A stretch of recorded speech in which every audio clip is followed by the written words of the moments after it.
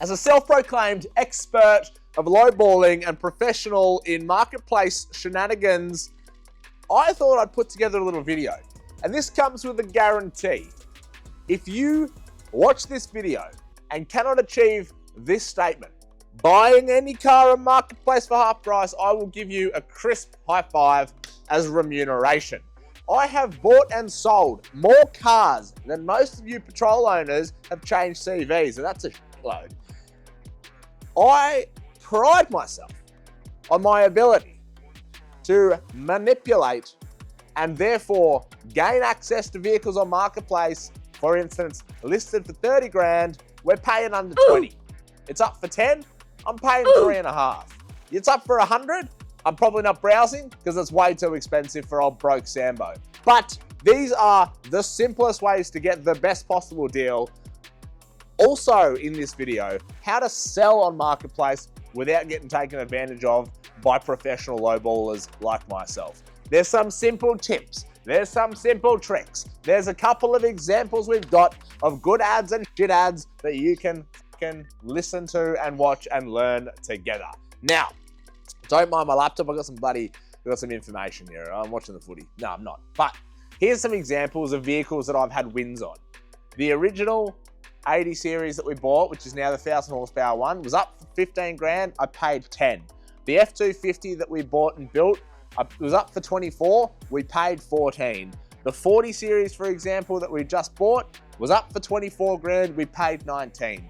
The Subaru that we bought and did up on TikTok, that Liberty we had, was up for, I think originally up for 12, and we paid 4.5. There is always wiggle room to negotiate and haggle with people on marketplace. Generally, people are desperate if it's on marketplace. If the car is on marketplace and car sales, they're not going to be as willing to budge as if it's just on marketplace. That's my humble opinion and sort of my experiences. Now, a couple of things to remember if you are watching this and you want to list something on marketplace for yourself. There's a couple of simple fucking things you need to listen about. You need to follow. It's not hard.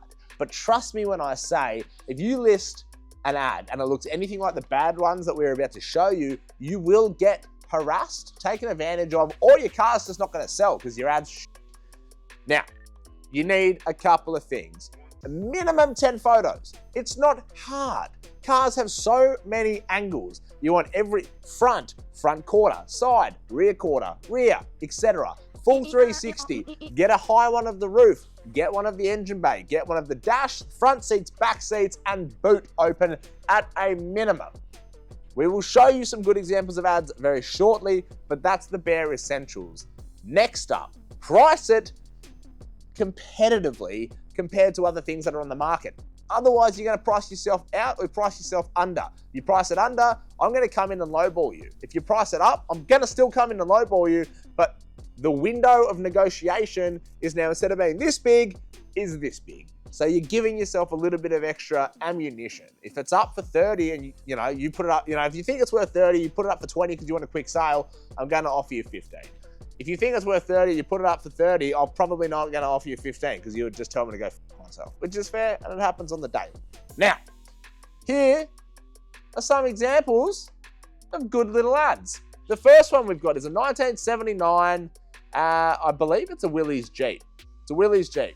Now, things I like about this ad, we have got so many photos. I lost count, I can't count higher than 10. But we've got every possible angle of this vehicle, plus a screenshot of some information from a website for people that aren't familiar with this car.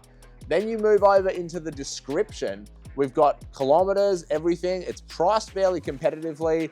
It's a well-written ad because he goes out and immediately lists rare collector's item, piece of history. Those two statements have immediately grabbed your attention, and then he goes through and talks about what the car is, some specs, some of the features, and a little bit of the history of the vehicle. I think that's a bloody good way to do it. The next good example, 1928 Ford Model A Roadster Hot Rod. Now, this one is another cracker because he's got an in-depth description.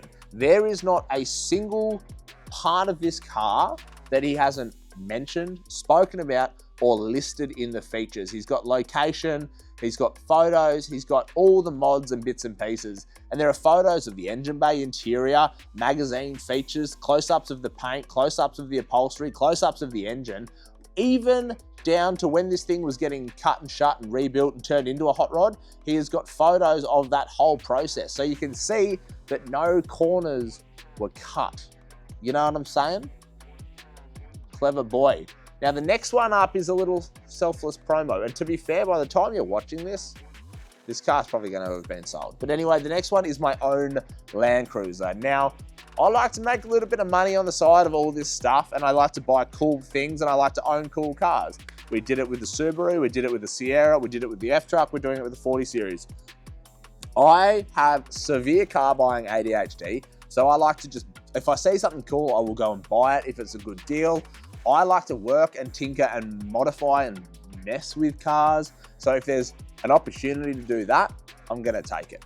The next ad that is good is our 40 Series that I just bought. The reason I got it so cheap is because Old Mate's ad, and I'll try to find screenshots, Old Mate's ad was shit house. It was poorly taken photos, not in-depth description. He was 5 hours west of Brisbane, so he was a long way away. All these things were working against him. The other thing that was working against him was he had basically just gotten over Marketplace. He wasn't patient.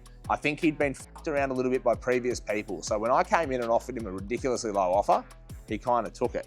But you can see in my description, we've got a whole lot of information about the engine, the gearbox, the spec, the features, the factory options of the car, the restoration process that's taken place. And we've got photos of the paint, the interior, the exterior, the undercarriage, every exterior angle, the PTO, the engine bay, etc. The only thing that even I could have done better is probably get some front seat photos and that sort of thing, but it's a 50-year-old Land Cruiser, you sort of know what a front bench seat looks like.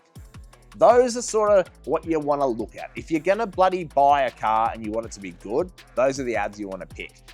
If you're going to list your own car, specifically four-wheel drives and bits and pieces, that's how you want your ads to look if you don't want to get harassed. Now we look at some bad ads.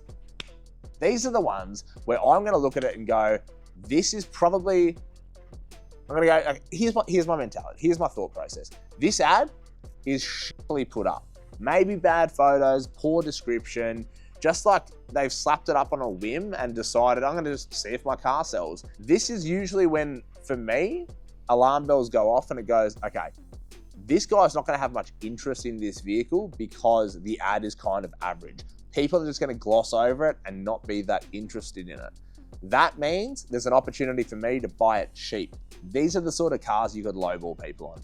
The first one is this one on the sunny coast, 1995 Land Cruiser.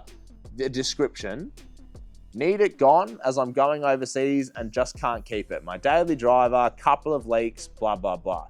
Nothing about what the engine is, the transmission, the state of the car, or anything like that. And the only 4 photos that are up of this car, there is overspray all over the bull bar. There is rust. There's no full photo of the entire car, and there is builders, trestles, and equipment all around the car. So you can't even see what you're dealing with. Nothing on the interior, no photos of the rear, no photos of the engine bay, anything like that. If I was going to make this guy an offer, I'm going to hit him at like 8 grand and say, hey mate, you're probably not going to sell this to anyone else. I'll give you 8 grand. If you're desperate, you might just take it. The next bad ad, moving on. This was actually, finding the bad ads was kind of fun because I loved this shit. The next up is a 2009 V6 Commodore. VE wagon, runs great, mechanically good. Paint rough, faded, peeling, blah, blah, blah. A whole bunch of bullshit. Okay, so $5,500, already incredibly cheap, and I'd say this is probably a point of desperation for this guy. This was a bad ad, I think, for 2 reasons. One, we've got the worst, blurriest, out of focus photos I've ever seen. It's like a Nokia potato took these, and then his buddy floppy disked them onto his Facebook Marketplace. He's got his shadow in some of the photos, which looks really amateur. You can barely make out any of the details. You've got a random spare tire in the boot. Now, look, he has photographed the damage on the car, which is something, but overall it's just average. He's blocked his number plates in the photos using like torn up bits of cardboard, which looks shit. There's, like, if you just took a moment and drove this away from your house, down by the beach, set it up, took some nice photos, downloaded a free photo blurring app and blurred the number plate yourself and then posted those on the internet, you're gonna have way better success at selling a vehicle than what you would if you did this. Again, it's $5,000. So maybe he's just trying to get, a bit of money. Now, anyway, this next one's not even that bad of an ad. It's just sort of funny. There is a shirtless dude pointing at his cock, sitting on the bonnet of a Series 1 Patrol. Not currently running. He's listed some of the mods, bits and pieces. Great car, eats up any track you take it on. Don't have the time or space to fix it at the moment due to health issues. Now, my first thing would be, okay, what is wrong with it? He hasn't listed anything. And if it was an easy fix, chances are this guy probably would have fixed it himself before selling it to get a whole heap more money for the car.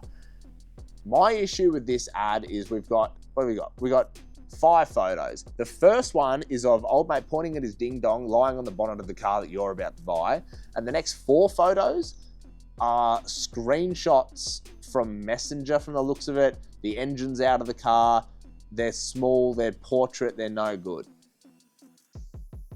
Do you want to buy this with old mate lying on the bonnet of the car? You know what I mean? It's just sort of not what you're looking for. That being said, prime candidate for a low ball offer. That's all I'm saying. Old mate wants 15 grand. Hey buddy, how's 8 grand sound? I'll come and pick it up with a trailer tonight. If it's a simple fix, you've just made a big profit, but you obviously want to do your research. You want to do a little bit of background check on this, because if this is like, snap crank or hole in the piston, it's not going to be worth buying. So there's a couple of little bits and pieces you do really have to think about.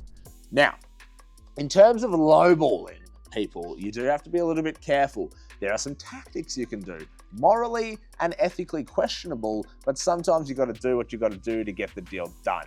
There has been instances where you could get a mate to potentially help you, and they could even, I don't even know if it's classified. I'm looking at the videographer, seeing if this is too morally wrong to talk about. You could get a mate to offer Bob a ridiculously low offer. Say he's selling a RAV4 for 10 grand.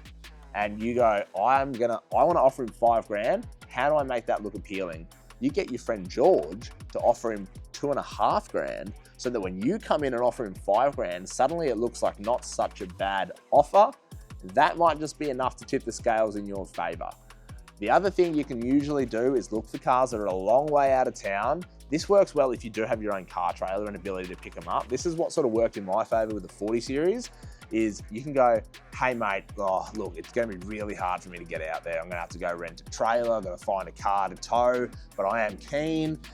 Would you consider substantially less money because of the process in actually picking this car up? And a lot of the time, people selling vehicles they'll go, yeah man, I feel bad for you. I sympathize. I'll give you a little bit of a discount because you've got to come out, you've got to go rent a trailer, and you've got to beg, borrow, and steal a car. He doesn't need to know that I own a tow vehicle and a trailer, and I don't mind driving out to the sticks to pick up a car. These are the sort of things you can look at. The other thing that I love to do is don't ever talk price until you get to the car. If you do a deal over messages and you get out to the car and it's a fucking bucket of shit, you are sort of stitching yourself up for him to turn around and go, mate, we agreed on 10 grand. Just because you now don't like it in person, like I'm not going to give you a discount where you said 10 grand, it's 10 grand, I'll get fucked. What I like to do is go, hey, are you negotiable? They say yes, that's all I need to know. That's all I need to know. You get out there, you nitpick the car, go through it, find things, find leaks, find flogged bushes, find scratches, find tears, find noises, find any little gremlins you can. 9 times out of 10, if you do your research, you can usually sort of hit these people with, oh mate, this is going to cost heaps to fix. And always take cash. Never go out with the transfer. You go with cash, and a lot of the time, I will generally say, again, 10 grand RAV4, I'm going out to pay 6.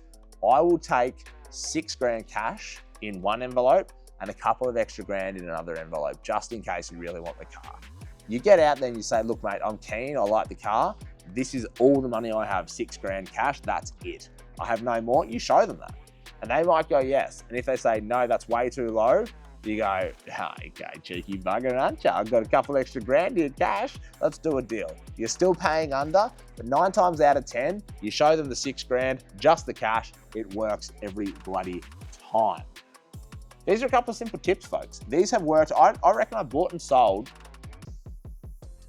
I don't even know. Honestly, 30 to 40 cars in my life in the past 10 years. And I don't reckon I've ever paid someone's asking price for them. And if I have, it's because I really desperately wanted it.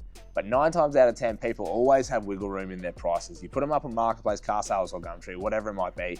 People are always going to price their car at the upper spectrum, the upper end of the spectrum is what they think they're worth. And there's always going to be a bit of wiggle room. A lot of people I speak to, they're like, oh, what do you reckon of this? I'm like, yeah, see if they'll do a discount. They're like, oh no, that's like too awkward, too uncomfortable. Beta. You're usually a beta. You usually probably sit down to piss and then wipe your dong after you've done it. You've got to always ask for a discount. Otherwise, you will always pay what they're asking and they will always see you coming from a mile away. Those are a couple of tips and tricks on Marketplace being the god of Marketplace. Never pay asking price. Always haggle.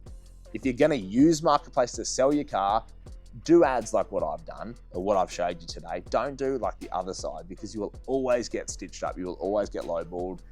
If anyone even offers you anything at all, because your ad probably looks garbage. It's super simple. Marketplace is a fantastic tool. I was even chatting to the boys before that I think Facebook only exists still because of the Marketplace functionality. Otherwise, Facebook is a completely dead social media platform. Marketplace is there to be used and abused when it comes to wheeling and dealing. You got to sort of put yourself in the mind and the body of a used car salesman and use a couple of little tactics sometimes, but it always pays off. And sometimes you can get really good bargains out there. Anyway, hopefully you've liked this little insightful episode. I've got a lot of little tips and tricks in terms of how to maximize profit, how to bloody, buy high and sell low. Should we get into crypto? No, I'm kidding. But if you do want any more tips and tricks on doing up cars for cheap, buying and selling, wheeling and dealing, writing ads and that sort of thing, hit me up, drop a comment in this video. Make sure you take a second to subscribe.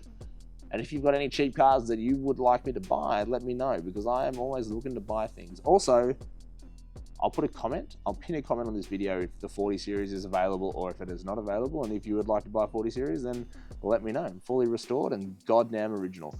Anyway, hopefully you've enjoyed this. This is, by the time you're watching this, probably going to be on the road running and engineered, which is super exciting too. So keep an eye out for more GQ content that's coming up. This will also be coming out, I dare say, before we start our next little mini project, which is a full 79 series revamp. So get excited for that. We have got the biggest transformation that car will ever see in its life coming, and I cannot wait to show you guys every little bit and piece of that bespoke, Australian-made, full upgrade that we've got planned. Anyway, happy bloody Thursday. We'll see you next week.